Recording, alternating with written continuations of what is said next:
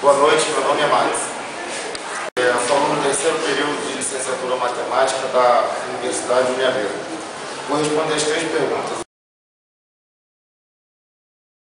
O que é a matemática?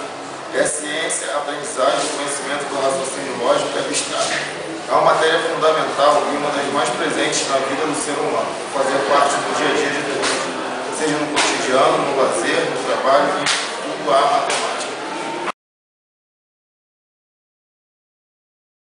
Qual a importância da matemática na sociedade atual? A matemática é de grande importância na sociedade atual moderna. Por exemplo, ela está presente em todas as outras ciências, seja através de gráficos ou de simples números, e também leva o homem a desenvolver seu raciocínio de forma que facilita a superação do desafio. Por que eu quero ser professor de matemática?